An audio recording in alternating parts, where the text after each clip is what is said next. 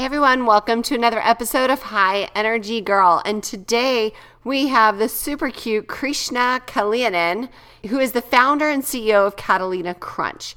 It is a keto-friendly cereal. It's delicious and available in dark chocolate and cinnamon toast. I actually love it on yogurt. It's really good. So Krishna started Catalina Crunch because he believed it shouldn't be so darn hard to eat keto and have fun doing it. He is a Type-1 Diabetic and Epileptic, and keto has helped him both manage his diabetes and eliminate his seizures. So Krishna is trying to spread keto as far and wide as possible so that people all over can experience the wonderful benefits. And it's super cool because he provided you guys a coupon code. If you want to save 10% on his amazing cereal, just enter in BKETO10, all in caps, and he will give you 10% off at checkout. So let's go and say hi to Krishna. Hey everyone, welcome to another episode of Be Well, Be Keto, the show that highlights ordinary people achieving extraordinary results and changing their lives for the better with a ketogenic diet. You too can be healthier and live better by adopting this amazing lifestyle. If you are new to the show, new episodes go live every Wednesday for your encouragement and support. And all show notes can be found at bewellbeketo.com. Listen each week and add the show to your favorites on your best podcast app. And if you know any cool people that would like to share their story, please contact us at support@highenergygirl.com. And if you want to follow us on social media, which I highly recommend, you can either join our Facebook group called High Energy Girls, if you're a girl, or follow us on Instagram and YouTube at The High Energy Girl. Now let's get to this week's episode with your host, Tracy Gluhite. Yep, that's me. Create Whole Body Wellness, a powerful new advancement in energy medicine. Increase your energy, empower your life. I am super excited to announce that I am now a bioenergetics practitioner. And many people are like, well, what is bioenergetics? So imagine that our body is controlled by our energy field, and these fields get distortions and blockages, which create physical and emotional symptoms. So how do we get energy blockages? From stress, toxins, EMFs, emotional traumas, physical scars, and physical traumas. All you need to do is decode the human body field to get to the root cause and restore your energy for life. For more information, head on over to the blog at highenergygirl.com/bioenergetics with an X. That's BIOENERGETIX, and heal your energy for life. Hey Krishna, thanks so much for coming on the show today. Thank you for having me. Well, I am super excited to hear your story. It's kind of unique, so why don't you let the listeners know a little bit about you? Yeah, absolutely. So again, my name is Krishna. I am the founder of Catalina Crunch. We are a keto-friendly cereal in dark chocolate and cinnamon toast. But I guess we can talk a little bit about that later. My kind of keto story and how I got interested in all of that started about 10 years ago. I was 17 at the time. I was a senior in high school and going into being a freshman in college. And I was actually diagnosed with Type-1 diabetes. And so I didn't realize it actually until I got to college. I was at UPenn. And I was walking around campus with my parents, who are actually both doctors. So it's funny, neither of them realized this ahead of time. But I was walking around campus with them, and I almost passed out. And for a couple months prior to going to visit Penn, I had been having issues where I had to drink a lot of water.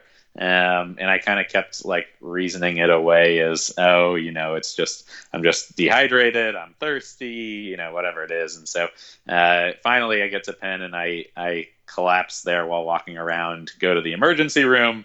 First thing the nurse says after taking the blood sugar test is, your blood sugar is at about 1200. You are diabetic. You're a type 1 diabetic. So it was definitely a bit of shocking news. And Truth be told, I did not take it lightly at the time. I was very frustrated. I was very angry. Was not happy about it. I immediately, when you get diagnosed, a nutritionist comes in. Nutritionist teaches you how to count carbs because you need to take insulin, inject yourself with insulin in proportion to the number of carbs you eat. It immediately transformed how I thought about food and how I thought about nutrition because, up until that point, I wasn't really that interested in the subject. But then after being diagnosed and forced to start counting these things, I got obviously a lot more interested in macros. To be completely honest with you, I did not start on keto or a low carb or anything like that right away. I kind of rebelled for a little bit. And, I was being told by doctors and nutritionists, you have to eat a certain way because you're diabetic and you have to do these things and you need to avoid candy, you need to avoid soda. And, me being a freshman in college, I said, the hell with it. I'm going to eat the way I want to eat. And I didn't, really pay too much attention to it. Obviously, I started gaining weight. My blood sugar would have a lot of highs, a lot of lows, a lot of swings. And, I kind of came to my senses and realized it was really in the best interests of me to kind of pay more attention to this. And so, funny enough, at the same time that I was diagnosed with diabetes or thereabouts, I actually had my first seizure and was also diagnosed with epilepsy as well. It was a little bit of a 2-for-1 whammy. That also was not sitting well with me. But it was actually epilepsy is probably as much as diabetes, which got me interested in keto. For those who don't know, keto was originally thought up as a hypothesis for a type of eating regimen which could help folks avoid seizures, folks with certain forms of epilepsy. And that was how I actually found out about keto, was through my doctor, my doctor for epilepsy, and actually gave it a try. I found quickly that it was very helpful for diabetes as well, obviously, because when you are diabetic, you're taking insulin based on the number of carbs that you eat. And so when you go on keto and you start eating low carb, you need to take a lot less insulin, right? Which is great because, you don't want to be injecting yourself all the time. You don't want to be pricking yourself all the time. All those things are really unpleasant. And so the two, for both diabetes and epilepsy, keto was like kind of a great idea at the time. And I thought, all right, let's give this a shot. Let's see where it goes. And so that's that. I quickly found keto to be a godsend, frankly, as far as how it helped with diabetes. This was back in college.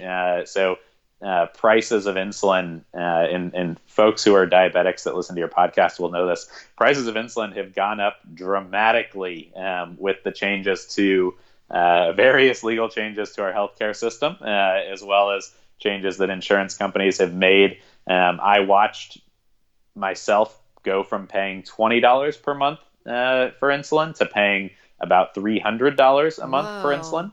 You're a college student, you don't have a lot of money, spending $300 a month on insulin is not something that you want to be doing. When you get on keto though, obviously you're not eating as much carbs, you're not taking as much insulin. And so it reduces a lot, right? The amount that you take. And so I went from prior to keto using a 5-box pen supply of insulin, which is like the standard monthly supply. I'd use that up in 1 month. And then once I started on keto, I started using about 1/4 of the supply of insulin. And so I would actually, rather than using up that box every month, I would use it up every 4 months. And now with also changes to exercise and whatnot, I go through that about once every 6 months. It really helped me with my budget, so I could spend more money in college on things that I wanted to spend it on, and not on insulin for the drug companies. That was obviously magnificent. How it helped with managing blood sugars was, another big part of it, because when you're not eating a lot of carbs, there's a lot less potential for spikes to your blood sugar, as well as lows, because then you're not having to take as much insulin as well at the same time. And so that was that. And then after I graduated from college, I obviously continued eating this way as I kind of went through life. And it was about 2 years ago, or just under, that I first started thinking about what has now become Catalina Crunch and Keto-Friendly cereal. And basically, what I had found my biggest problem in life, not in life, but, one of the big things with regards to nutrition, in regards to eating, was how difficult it was to find options, for keto. You go to any number of restaurants or whatnot, or any number of supermarkets, and there's hardly anything, which is keto friendly. There's, at the time, right? Especially when we're talking about like snacks and packaged foods and things that are more convenient, right? Obviously, if you're willing to really invest and buy a lot of whole, meats and vegetables and whatnot, you can obviously do an absolute ton with recipes online. But when you're a college student, you don't have a lot of time, and you're trying to avoid a lot of cooking, is obviously very difficult. And so, especially for breakfast, I had just been eating eggs every day for breakfast, practically, for the better part of a whole decade. And I had just gotten, this was 2 years ago, I had just gotten totally sick of it and totally fed up with it. I would experiment with cooking the eggs differently. I would put different sauces on top of the eggs, although that also you have to be careful with, because there can be sugar in those sauces, different hot sauces, different pesto sauces. I was doing anything and everything I could to mix it up, and I had just gotten sick of it. And it was especially difficult for me at the time because my girlfriend in New York loved to eat delicious, fun and exciting things for breakfast on the weekends, especially. So, I would be a typical weekend. I would be sitting there angrily, peeling the shell on a hard-boiled egg while she would be eating an acai bowl or a smoothie or, like a bagel sandwich of some sort, or, like waffles or pancakes, whatever it was, right? Either a lot of sugar, a lot of carbs, or both. And, I'm kind of sitting over there unhappily wishing that I could eat some of that stuff, but obviously not wanting to. And so, I had just been thinking there's got to be something more fun and exciting to eat for breakfast besides eggs. And at the time, I had gotten into low-carb baking. So, I was using things like almond flour or coconut flour to make like low-carb cookies, low-carb crackers, things like that. And I was doing that because I had also gotten sick of just eating snacks every day, eating nuts every day as a snack. And I was trying to mix it up in some way or the other, as far as my snacking, afternoon snack was concerned. And so, I was kind of doing both these things at once, right? Unhappy with the not eating of fun and exciting breakfast foods, and also doing this low carb baking. And one day I accidentally walked into the cereal aisle around this time, and that's not somewhere that I usually go, because obviously all the cereals, or just about every single cereal, is either wheat flour or corn flour or rice flour, right? And almost like 100%, or a lot of sugar with those two things. Yeah. And so, I hadn't been in the cereal aisle in ages, but, I used to eat growing up Cocoa Puffs, Cinnamon Toast Crunch, Waffle Crisps, Frosted Flakes, honeycombs. I ate all of these things as a kid. And so I kind of got this wave of nostalgia as I walked through the aisle, just remembering how good those things used to taste. You remember the Cinnamon Toast Crunch, and you remember the kind of like cinnamon sugar coming off of the little flakes into the bowl, and then kind of giving the bowl this cinnamon sugar milk flavor to it, which was absolutely delicious. Or the same thing happening with Cocoa Puffs, right? The chocolate flavoring would come off of the Cocoa Puffs, and it would turn your milk into chocolate milk, which was delicious to drink after you finished your bowl of cereal. So, I got this wave of nostalgia hit me, and I was just thinking, oh man, I wish that I could, I just really wanted to buy a box of Cinnamon Toast Crunch while I was there, because I just hadn't had it in such a long time. And what I actually did was I realized later that day, if I changed up the way that I was baking the crackers, because you're basically forming a dough and then you're baking it. If I just formed the dough into different pieces and added a little bit of cacao, maybe I could make, these Cocoa Puff balls, essentially. But, use things like almond flour, coconut flour, whatnot, to make them, keto-friendly. And so I got on that train and I started experimenting.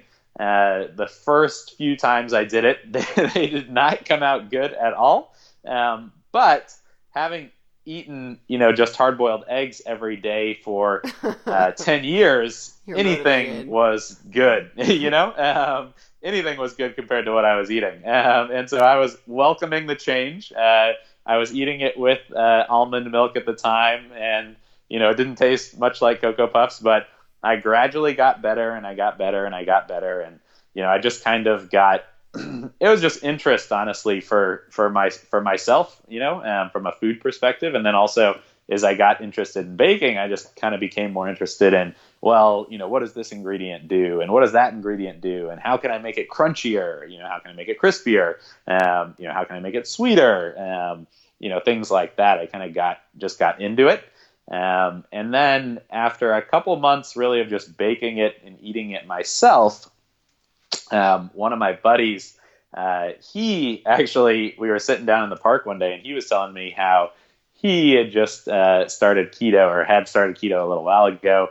He had gotten sick of eating, this sounds blasphemous, but he'd gotten sick of eating, eggs, bacon, and avocado every day for breakfast, and was looking for something else. And I told him I'd been making this cereal. I'd be happy to give him some to try if he wanted. He was ecstatic. And so I gave him this little plastic baggie filled with some cereal, which I had baked. And he actually Venmo'd me for it.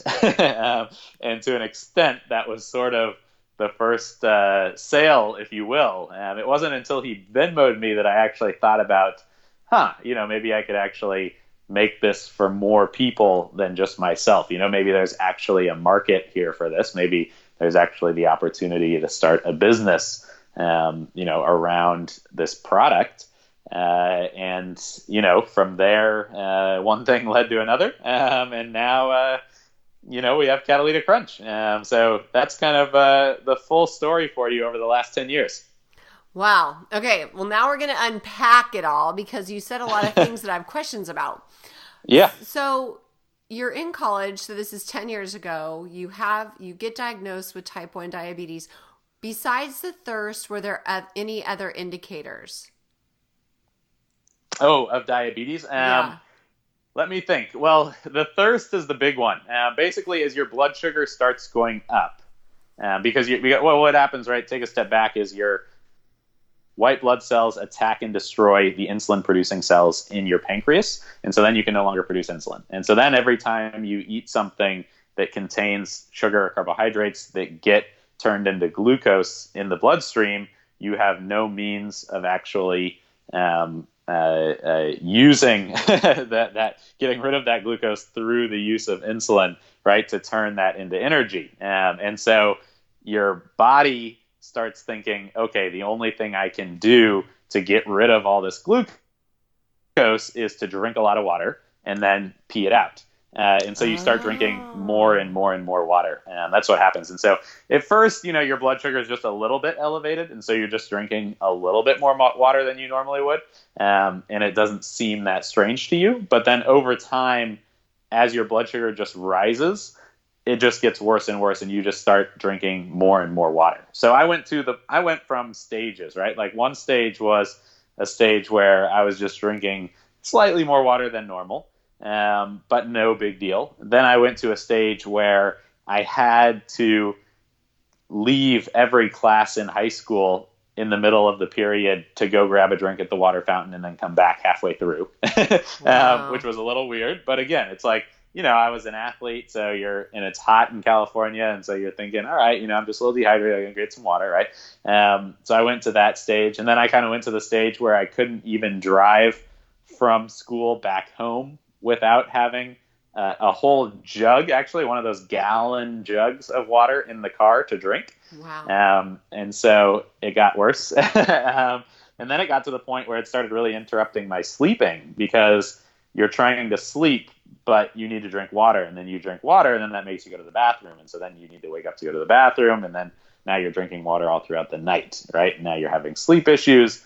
And that's where it really became, a problem. And I think it's like, it's so easy to just rationalize this away, to just think to myself, oh, it's hot, I just need water, or, oh, I'm dehydrated, I just need water. And you're kind of also like, you have that boiling frog problem where, since this is happening gradually, right? Yeah, you don't necessarily recognize it. You just kind of like build it into your daily routine. Oh, I need water, and so I'm going to drink water. And so that's kind of how it happened. As far as other symptoms of diabetes, obviously once you start drinking a lot of water, you go and your glucose starts going up. You go through ketosis, obviously, into ketoacidosis, which is, very bad, right? And so then your pee starts having this smell to it. And so that's, I guess that's another kind of side effect or indicator, is the smell that your urine starts having.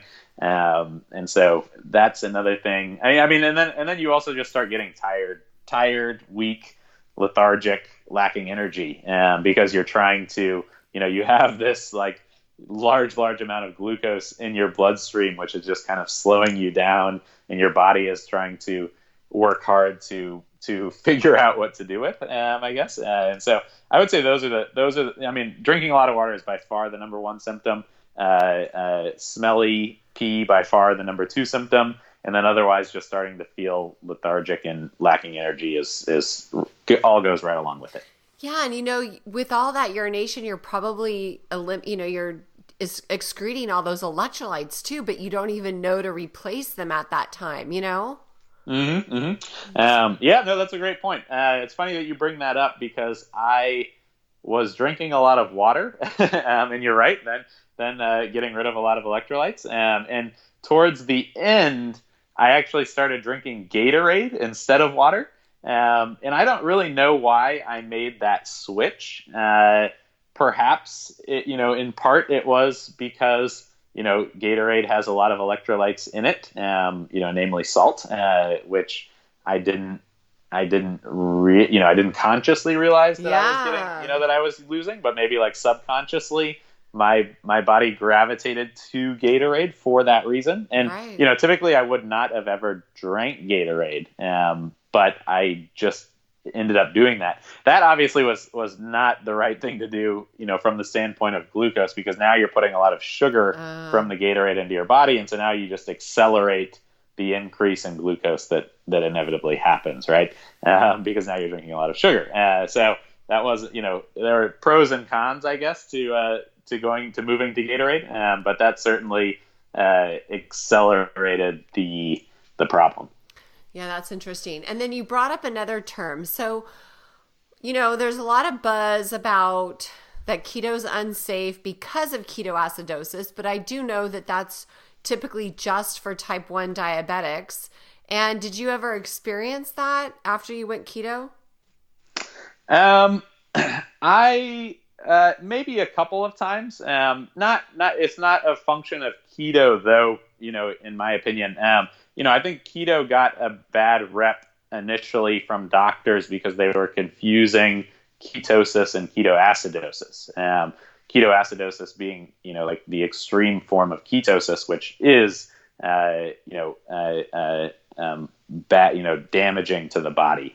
So that there's definitely been that confusion, which is, brought on by the medical community, or some parts of the medical community. But for me, since I'm a type 1 diabetic, it's very easy, in other words, for me to go into ketoacidosis, right? Because I'm not producing any insulin at all. If I do eat something that has carbs or sugar and then don't take insulin, that's going to move me immediately straight through ketosis and into ketoacidosis. I think it's a little bit of a special situation for me because I'm a type 1 diabetic.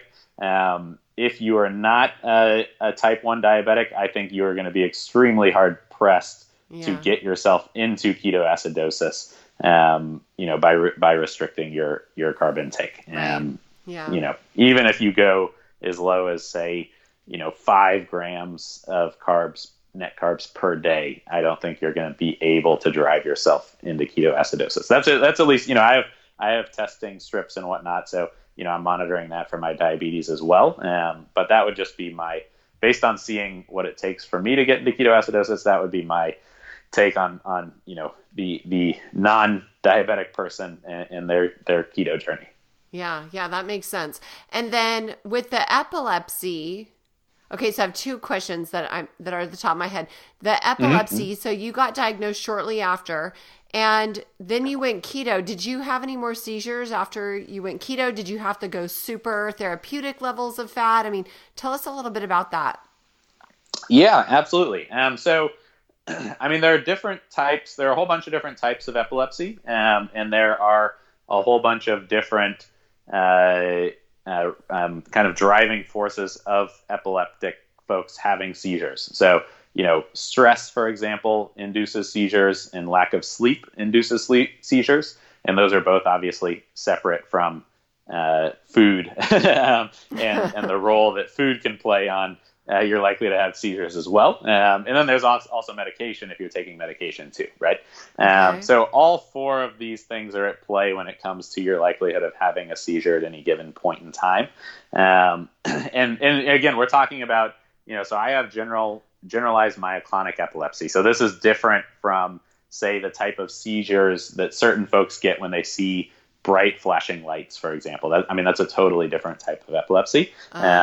In all these cases, though, doctors do not fully understand at this point the cause of the epilepsy or exactly what they can do, to solve the problem, right? And so they they prescribe medication. And so I started taking medication for epilepsy. I still do take medication for epilepsy. What I think keto has really allowed me to do, which has been really helpful, is it's allowed me to reduce the amount of medication that I take for my epilepsy.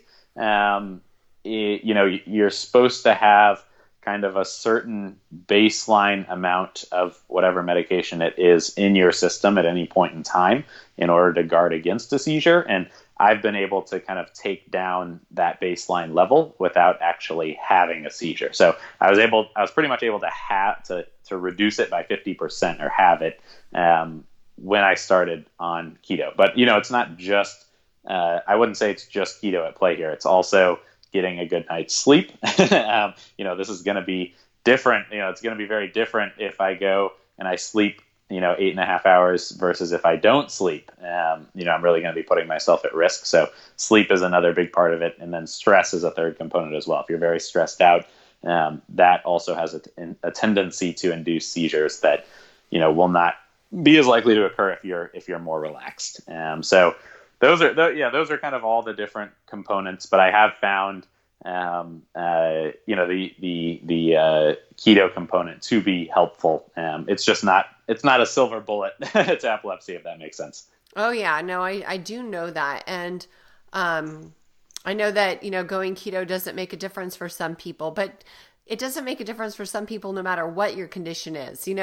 Some people just can't, we're all different, and not everybody can do the same thing and have the same results. So, Yep. But then you said something else I wanted to ask you about. So you said that you went, the box of insulin lasted you 4 months. And then when you changed your exercise, you were able to stretch it out to 6.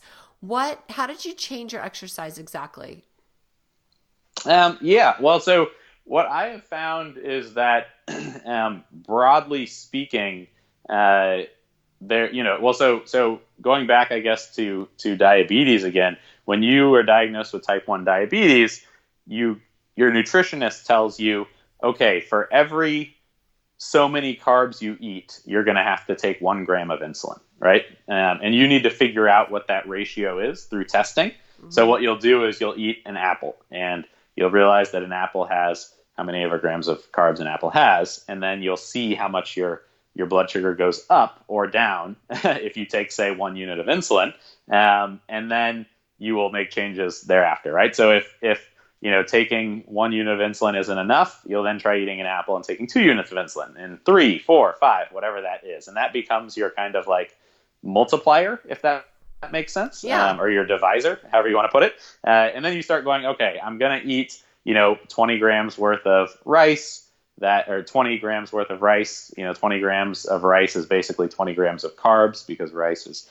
kind of all starch. And so I need to take a amount of insulin related to those 20 grams. And so that's how you go about it. And then as far as that multiplier can change based on your levels of insulin resistance. And so, that's where people who are in better shape, or at least for me, when I'm in better shape, I tend to have a higher multiplier. In other words, less insulin will be enough for a certain number of carbs. So if I'm going to eat a bowl of rice, which I would never do these days, but if I were to eat a bowl of rice in theory, if I am out of shape, I might be needing to take, say, 5 units of insulin to compensate for that bowl of rice. Whereas if I'm in really good shape, I might only need to take 1 unit of insulin to compensate for that bowl of rice. And so that's how your like kind of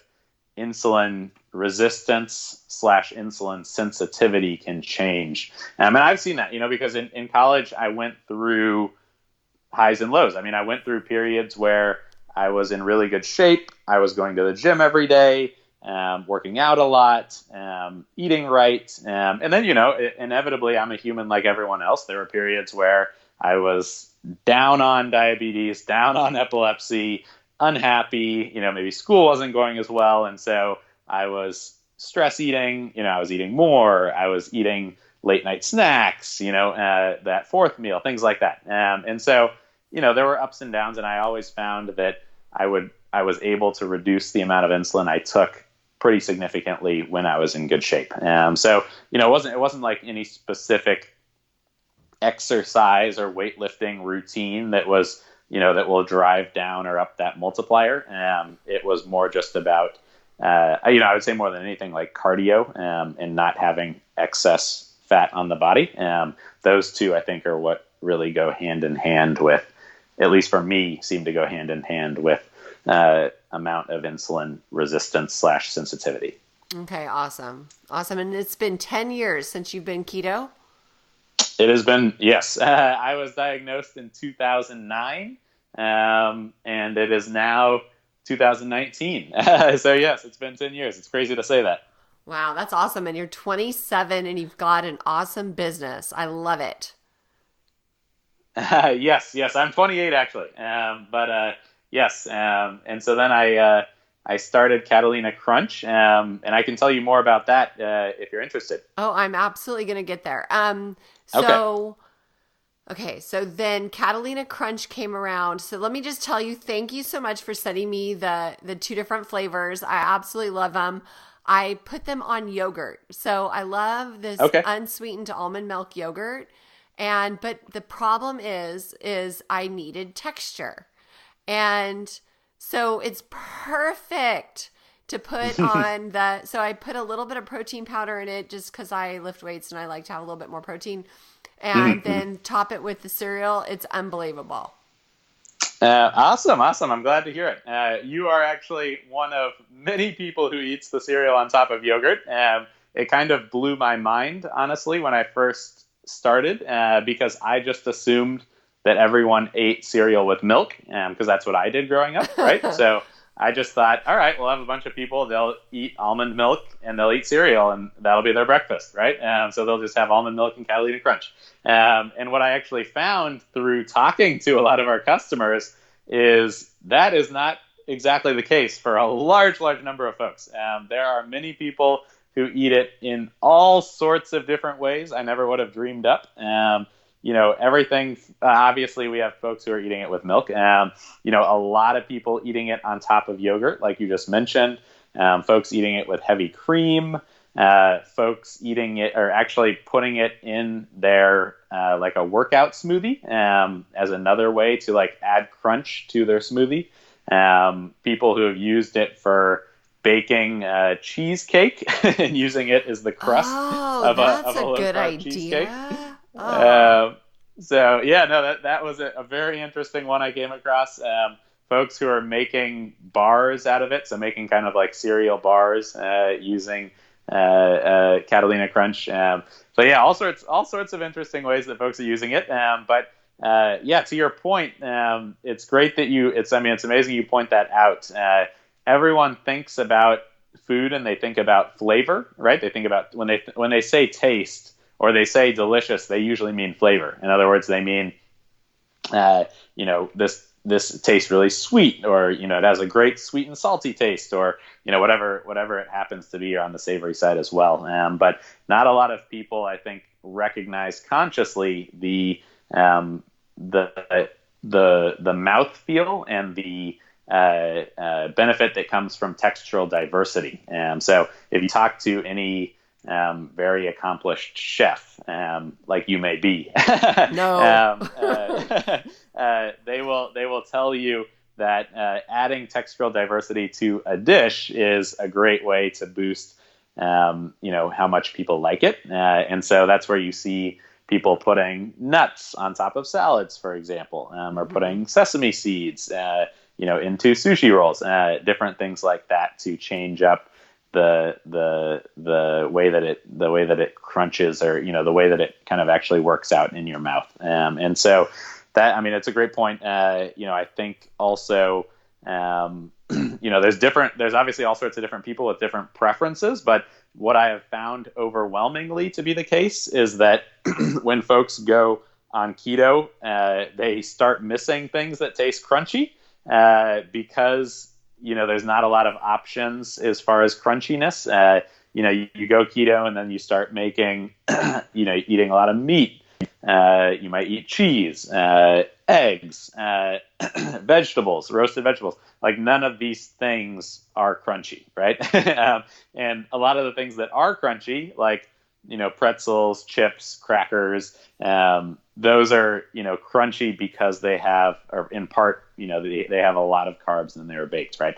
And so you take away the chips, you take away the crackers, you take away the pretzels, and then you start eating, a lot more meat. You start eating a lot more yogurt, a lot more cheese, a lot more eggs, avocado. None of those things are crunchy. And so folks then start missing that. And then when they eat Catalina Crunch, they go, oh my gosh, now I can start eating something crunchy again. It tastes like carbs, quote unquote, even though there are not very many carbs in Catalina Crunch. I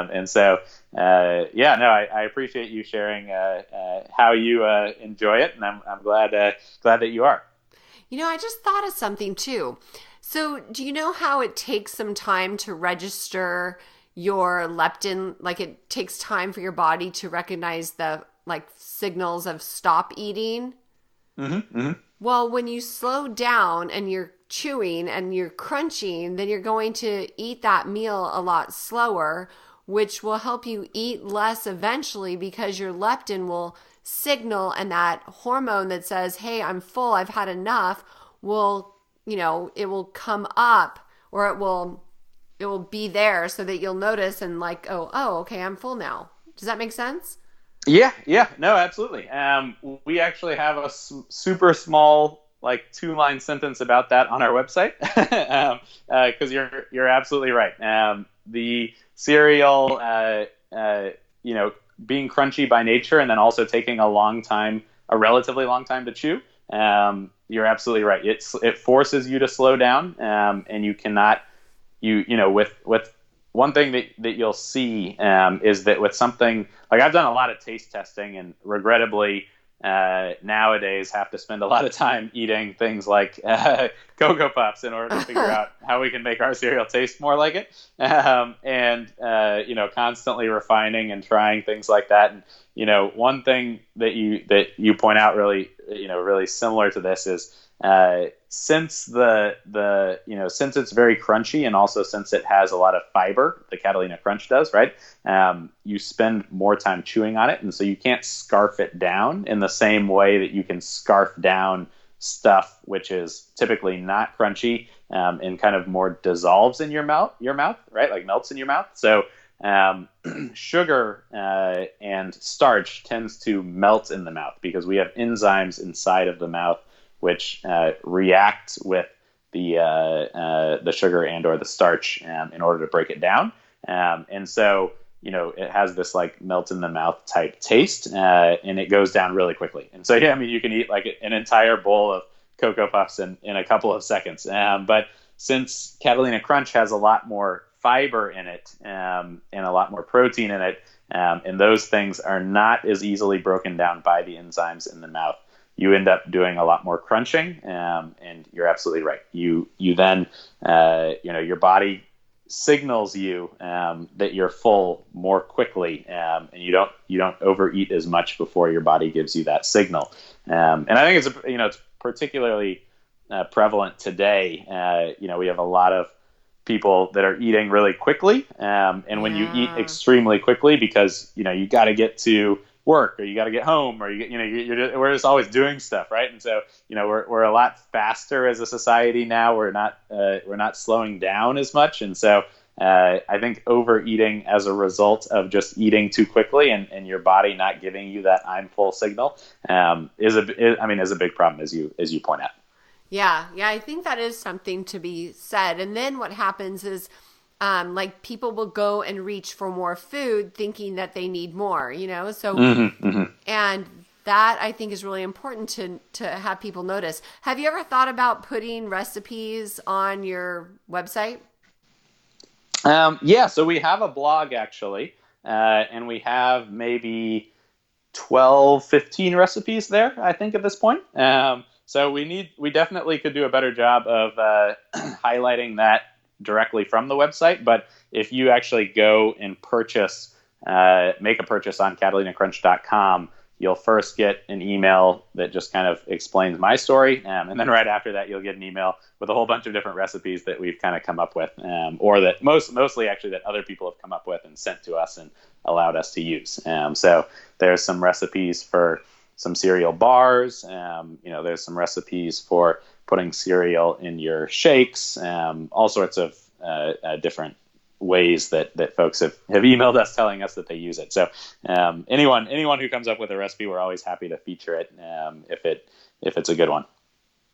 Oh, okay. That's a really cool idea. And so where can people find this delicious cereal? Yes, right now it is only available on CatalinaCrunch.com. So that is where they can go to find it. Okay, so that's easy. And then you have free shipping, and then you have a special deal if they do auto ship or something? Yes. So we do. So we sell the cereal. You get 4 pouches for $39 if you're a subscriber, versus a member, versus $49 for a one-time purchase. But I think the bigger thing is we have also larger variety packs, where you can buy 2-3 months of cereal at a time and then save, kind of more money on a per pouch basis as well. So one of the things that we have been struggling with is one way to put it, is exactly in what quantities to sell the cereal. Because on the one hand, you kind of want to be able to sell it in small quantities so that folks get a chance to try it before they commit to buying a lot of it, right? But on the other hand, you don't want to spend, or at least I don't want to spend a lot in like kind of fuel and environmental waste shipping around, small individual, kind of pouches of cereal, right? So there's really, kind of bigger discounts for buying more, if that makes sense. But yes, yeah. you can subscribe and you get it on a monthly basis, or you can just make a one-time purchase, whatever suits your fancy. It's helpful to have, we have a ton of members, and that's helpful because it helps us with baking and planning when we're actually going to bake. So we make sure that we have enough for everyone. But we welcome both. Okay, cool. Yeah. Have you guys thought about going into like stores like Whole Foods or Sprouts? I've noticed, I live near San Jose, and when I do my day job and I'm up in the city, I notice that really, truly, like if I need a snack, there is just really nothing. Like even all of the bars they have there, it's just really hard to find something that's keto friendly unless I just want to, and I don't do dairy. So, it's like I have a hard time. It's just nuts. That's my only choice. Have you thought about that? Yeah, absolutely. You're absolutely, I felt the exact same way, right? I told you that, back in the beginning of my, what prompted Catalina Crunch is I was sick of eating nuts every day as a snack, right? And so I was interested in what else there might be out there to snack on. So yeah, you're absolutely right. I think it's a big issue. I do think we have thought about retail, and we're definitely going to be in stores, in certain stores. That's kind of like an ongoing thing for us. I guess from my perspective as a businessman / entrepreneur, dealing with and talking to the stores and like seeing how the retail landscape works. One of the things that you see pretty quickly when you go into this side of the business is that the stores tend to move slowly when it comes to rolling out new products, and they really want to see something proven, before they take a risk on it. So, and because they get so much foot traffic, they really are only interested in things which service large numbers of people, right? And so that's why you have so much of the typical quote unquote cereals and bars and whatever else in there, and not a lot of keto friendly things. But keto is growing extremely quickly. And so I do think that that's all about to change. But, it usually stores reset their product lineups once per year. So that means that, if Whole Foods is looking at cereal now, it's not going to be till next year, same time, that the new cereal choices would actually be on the shelves. Does that make sense? Yeah. So it's a long process. And that's one of the big differences, honestly, between the internet and between shopping in stores is the internet has, practically unlimited supply of everything because the internet has no boundaries, right? There's like, as many billions and billions and billions of websites, and you can create more of them. There's no limit to the number of websites. There's no limit to the inventory, when it's online. But when it's in store, they only have a limited number of spaces. And so if something is not, doesn't seem to be a big enough quote unquote market size for the buyer, then they're going to be hesitant to bring those types of products in. But no, I can tell you that is all changing. I expect, that a year from now or 2 years from now, you will have a lot more options in stores and in restaurants than you currently see, because every day more and more people are waking up to the realities of nutrition, and more people are learning about keto. More and more people are counting macros, for example. Even if you are not on a strict keto eating regimen, just counting macros or being aware of what macros are even, is then going to start to influence your perceptions of which foods you buy, right?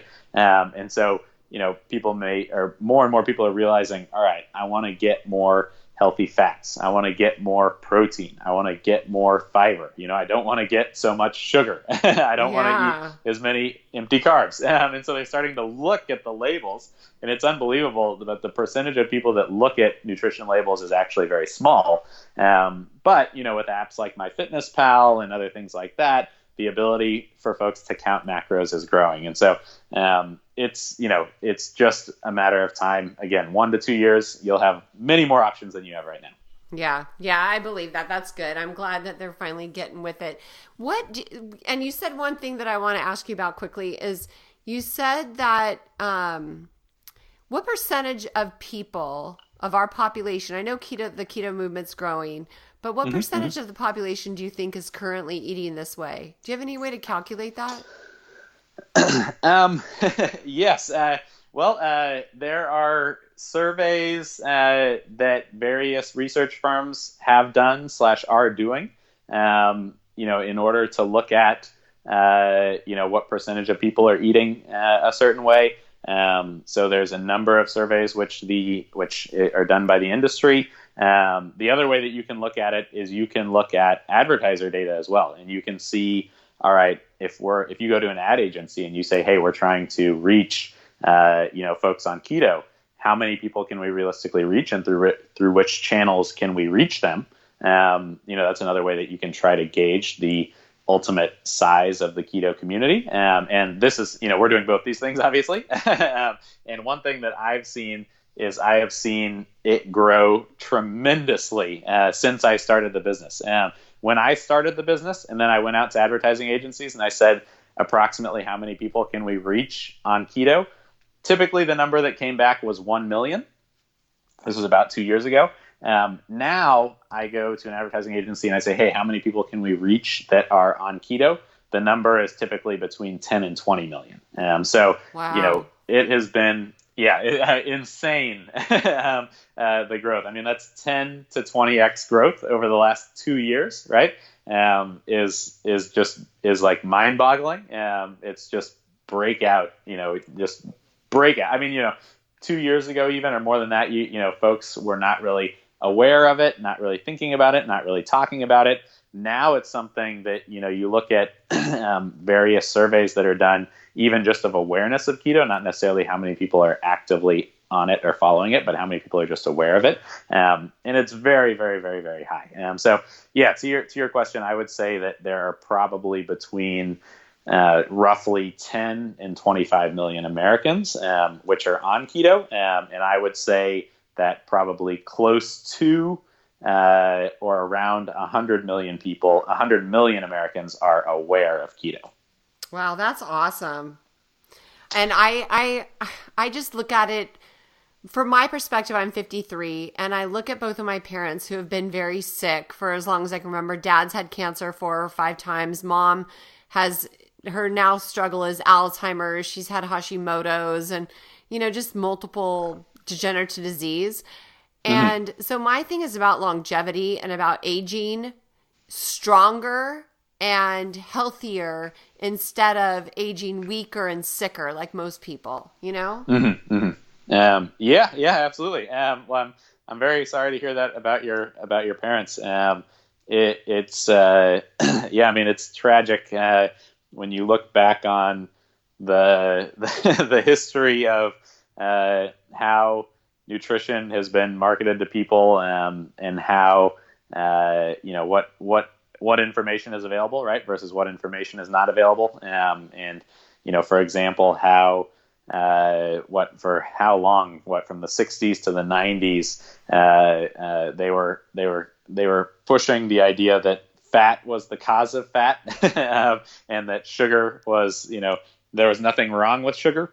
I actually looked back. I was actually recently at a museum, a chocolate museum, and was looking at some advertisements for sugar back in the 60s, and they were actually promoting it as the purest form of energy, and we're kind of positioning sugar as healthy. Oh my gosh, you're kidding. Yep. It was very interesting to see that, because they have there's lots of different sugar now, right? As in other words, like you can eat, when you talk about sugar, like white sugar, well, you have, like all these options, right? You have like fructose, high fructose corn syrup, you have sucrose. These are all different types of sugar, right?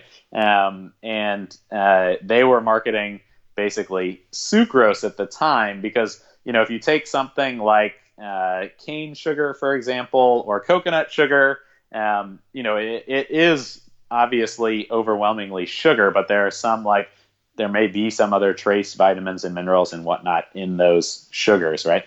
But they had basically isolated the sucrose and then said, this is the closest thing to glucose that you can possibly eat, and therefore it's going to give you energy as quickly as possible. And that's why you should buy and eat a lot of this sugar. And so, when that's what your parents are being told all the time, and that's what they're being marketed to, and there's no internet and, limited resources to know otherwise, it's no wonder now, unfortunately, right, that they ate the way that they did. And now that we have a lot more information at our fingertips, people are learning more quickly than ever with the internet, and so that's all changing. And I do think that your mission obviously is super inspiring. To help folks, as they are getting older, and I think that nutrition is gonna go a long way. There's no doubt. Yeah, I really, really believe that. So that's cool. Well, awesome, Krishna. I'm super excited for you, and I really do love your product. And I think you have a special code for the listeners. Yeah, absolutely. I made a coupon code in case anyone wants to give Catalina Crunch a try. The coupon code is BKETO10. So that's BE and then Keto 10 for 10% off your first purchase. Now, does that have to all be in caps? Because in the past, I've had coupon codes and they had to all be in caps. No, it is not. It is case insensitive. So you can do it lowercase, you can do it uppercase, whatever suits your fancy. Just go to CatalinaCrunch.com, choose the flavor that you want, and then when you get to the checkout page, put in BKETO10. I'm really impressed that such a young man has such a thriving business. So well done. That is just so inspiring. I appreciate it. It's hard work. Put it that way. It's not to be taken lightly, but it's just amazing to see it. It just felt like yesterday that Catalina Crunch was basically a baking project of mine. And now, we have 12 employees. We have one a person in our plant here who when she first started, she was coming, driving to work in this rundown truck, which looked like it was on its last legs. Now she's got a brand new one. It's a lot of responsibility, but it's also cool to be sustaining people's livelihoods, giving them opportunity to work and whatnot. So it's a journey. I mean, always learning though. That's the biggest thing. Yeah. Oh, I hear you. I've been on this journey for a while. And what did you do before you started the company? Oh, good question. So I actually started out working at a hedge fund after I graduated. So I graduated from UPenn. I moved up to New York, and I started working at this hedge fund in Greenwich, Connecticut, called AQR Capital Management. And basically, I'd studied engineering in mathematics in school, and this was a quant hedge fund, so they're trading using computers and algorithms, and so the skill set kind of fit perfectly. So that was my first job out of college, and then after that, I started a software company that was in the HR/recruiting space, and then I started Catalina Crunch. So that's kind of how it's gone for me. So tell me, what kind of doctors are your parents? Yes, funny you ask. So when I said doctors, I was actually using the term a little bit loosely. My dad is a veterinarian, so a doctor of veterinary medicine. But when it comes to diabetes, there are no differences between dogs and humans. Dogs have all the same signs, and the same basic anatomy and physiology of humans. So they also are peeing a lot when they have diabetes, and that's also the telltale sign that your dog has diabetes is when they're peeing a lot, and then you smell the pee and it smells weird. So that's my dad. My mom is was just a kind of general practitioner. Oh, okay. So she was practicing general practitioner medicine, and when you went keto, how did she feel about that? Well, it's interesting because they are totally opposites, my parents, when it comes to nutrition, or they used to be. So my dad is what you would consider to be the quintessential quote unquote health nut, if that makes sense. Yeah. I remember back in the early 2000s, he was shopping all the time at this store called Mother's Market. And he used to go and eat all the time at this place in Laguna Beach called The Stand. And both of these places specialized in kind of raw foods, a lot of that craft brown packaging that you used to see in health food stores, and like products that just tasted, frankly, awful, right? Yeah. Like cardboard, like the packaging that they were in. So that was my dad. And then at the time, my mom actually was, I think, not as interested in nutrition. She had more of a let's just enjoy life type mentality. So she would try actually at the time to limit. It was interesting you say that. So she would try at the time to limit the amount of cream cheese that she would eat, for example, because she loved to eat bagels and cream cheese. She moved from drinking Coke to drinking Diet Coke, to avoid all the sugar that's in Coke. But she grew up in the 50s, 60s. And so, Coke was a big part of the culture at the time, right? It was a real treat to just sit down with your friends or at a mall or at a diner and drink a Coke, right? So she didn't kick that habit entirely. So when I went keto, I would say my parents were generally very supportive of it, thinking more just about the carb component and how that was going to impact the amount of insulin I was taking. Uh-huh. Also, obviously, given that our epilepsy doctor was mentioning it, they're always very interested in what's new, right? Like what's new in medicine, what's new in science, what are people thinking up? And so they'd always encouraged me to take a more experimental attitude towards nutrition and towards health, and to try new things, not to just do what everyone else is doing because everyone else is doing it. So they were actually very supportive. And I mean, now my dad is not, neither of my parents are quote unquote on keto, if that makes sense. Mm-hmm. But what they have both done is they have taken the lessons from keto and applied that to their lives, if that makes sense. So while they haven't gone quote unquote full strict keto, they are now, trying to eat more protein.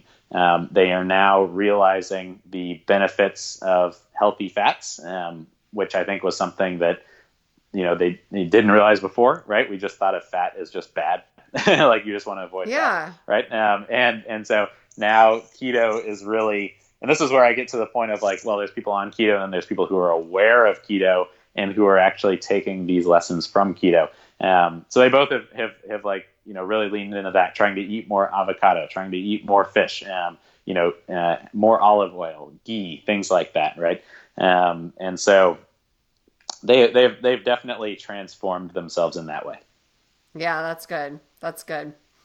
I think that the whole saturated fat dogma and all of that stuff is, coming back around as being better. So that's good that you're able to have that influence. Awesome.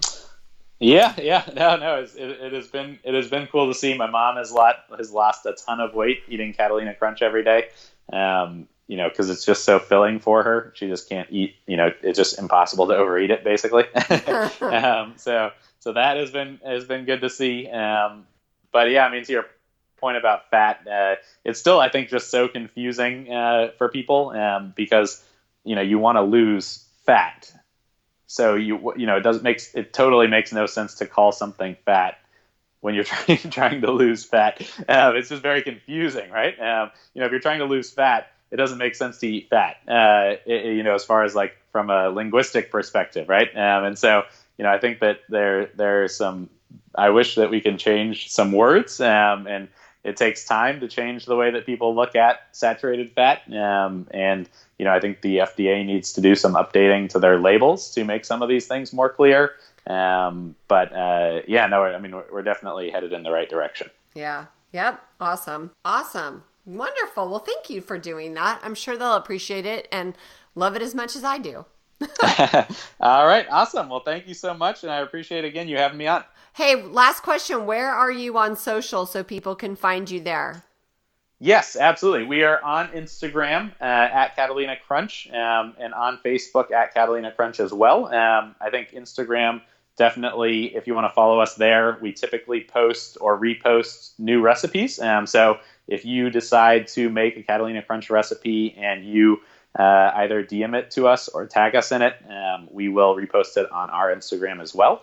And then you can also get recipe ideas by following our account and just seeing what other people are posting and what we're posting. Perfect. That is a great idea.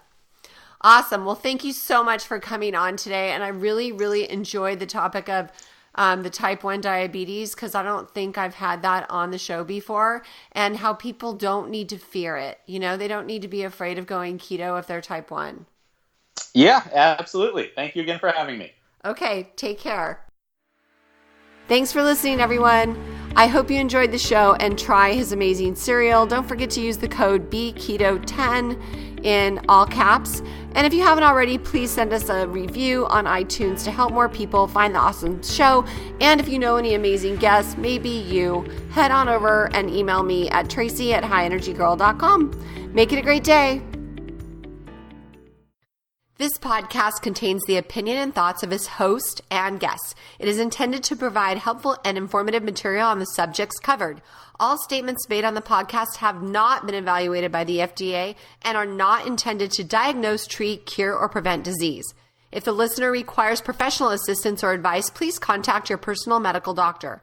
Both host and guest specifically disclaim any responsibility for any liability, loss, or risk, personal or otherwise, which is incurred as a consequence directly or indirectly of the use and application of any of the contents of these episodes. Like I said, this is my opinion and I could be wrong.